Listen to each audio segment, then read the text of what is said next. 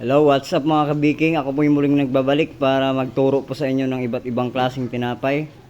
Na-busy lang po ako nakaraan kaya ngayon lang po ako nakapag turo uli ng iba-ibang klaseng timpla ng tinapay at sa paggawa. So ang ituturo ko po sa inyo ngayon kung paano gumawa ng baston mamon na katok din dito sa bakery na ginagawa ko.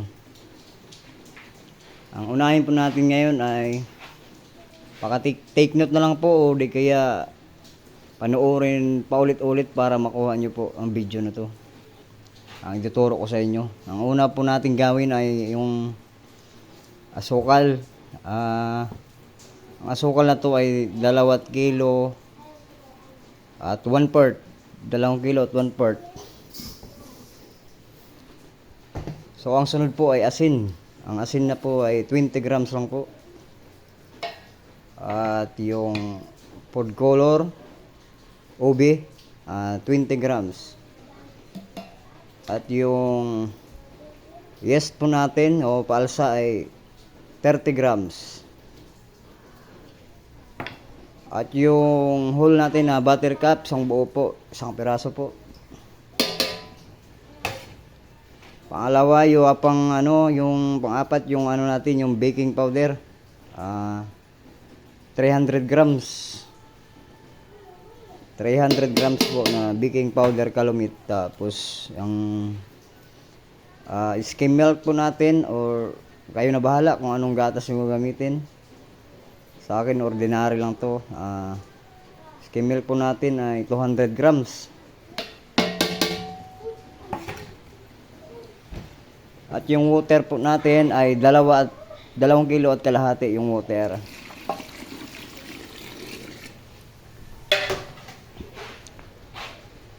Tapos yung oil po natin ay 1 kalahating lata yung oil natin. Kahit anong oil pwede.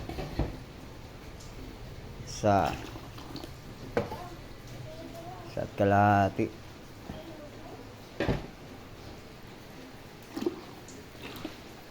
Then mag-add din po tayo ng pabango na ube.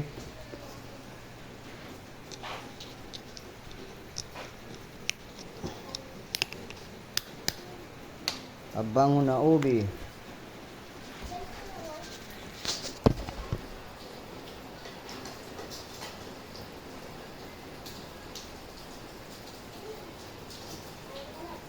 Ito po yung gamit ko, kabiking, Perna Primera Liquid Food Flavourol. 6 lang po na TSP o tablespoon, 6 pala.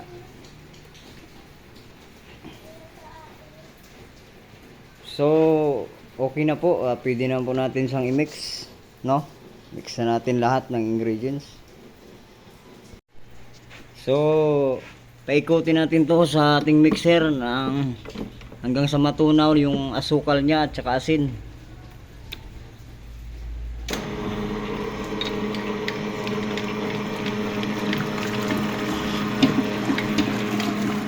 At pag tunaw na yung yung asukal at saka asin, pwede na po natin buhos yung harina natin. Yung harina pala gamit ko all purpose to.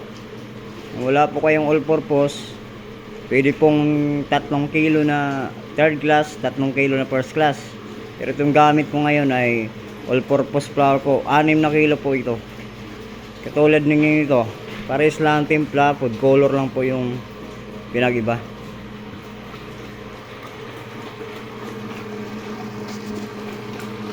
So ilalagay natin yung yung ating flour. Hinaan lang po natin yung speed ng ating mixer.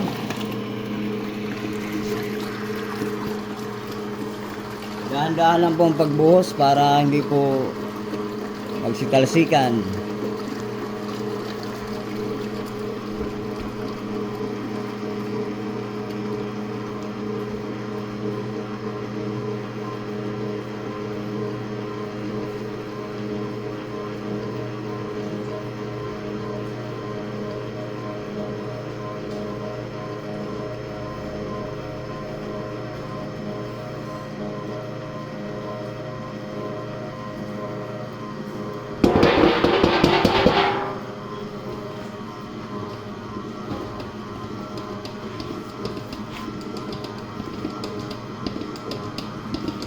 Tatanggalin lang po natin yung mga harina na naka sabit sa taas o sa gilid.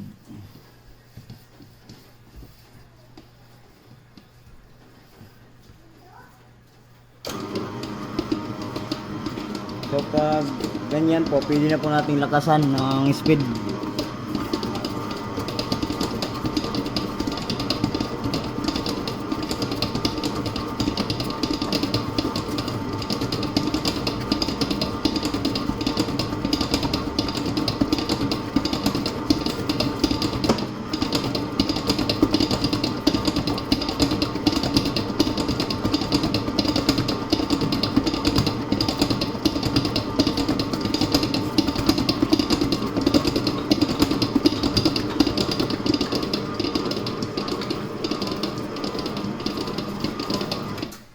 So okay na po.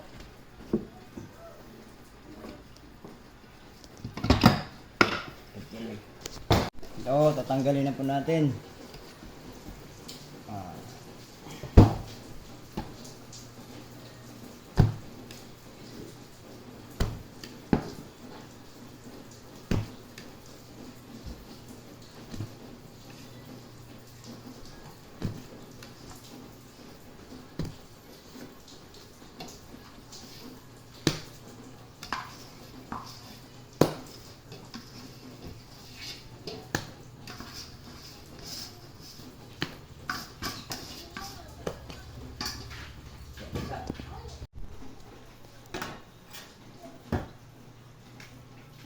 So, ang timbang po natin ng baston mo natin ay 350 grams. Ayan, 350 grams. Ayan. At ganun din ang ating OB. 350 grams din po. Okay.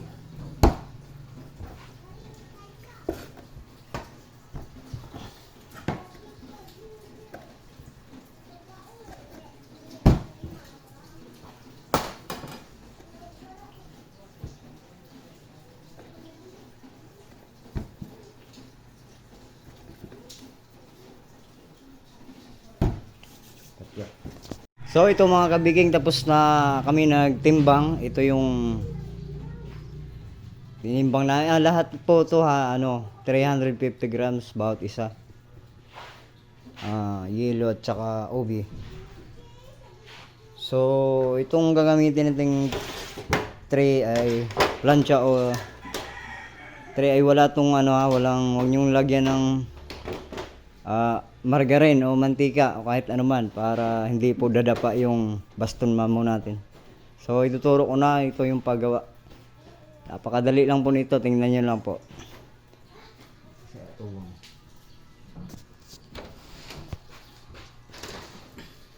wala pa rin lang po, duloy.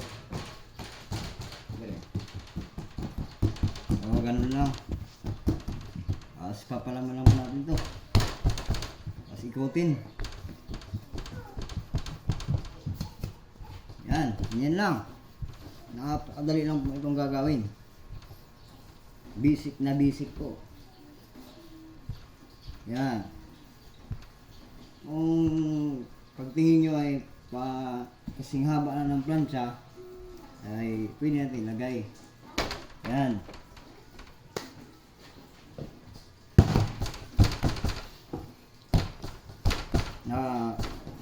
Kung naubos na ito lahat, pwede na pong isalang nyo yung naunang nabaston niya, na roll na. Salang agad at mahina lang apoy nito para hindi po siya mahilaw. Kasi pag malakas ang apoy natin ay sunog, hilaw yung gitna at mahina lang talaga.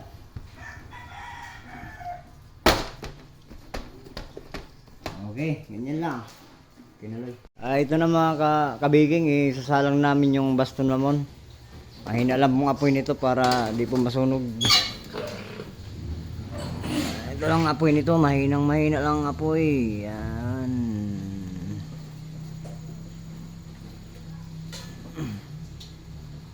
Ayan po.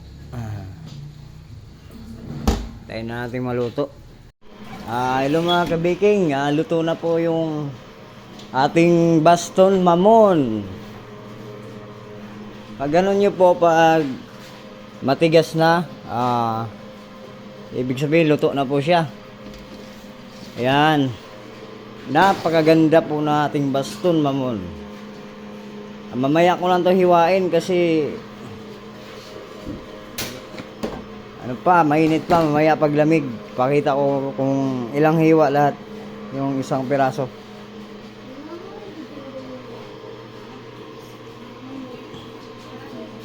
Ito guys, malamig na mga kabiking.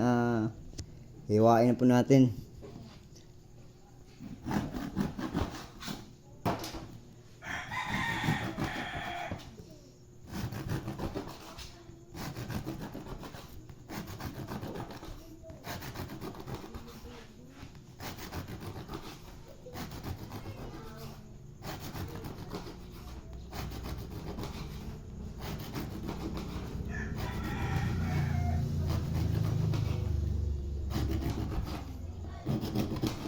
So, bali, anong hiwa to? 1, 2, 3, 4, 5, 6, 7, 8, 9, 10,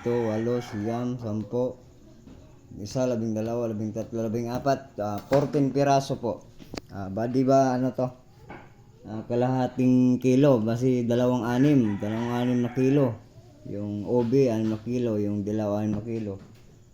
So ang nilabas po nito ay 36 piraso.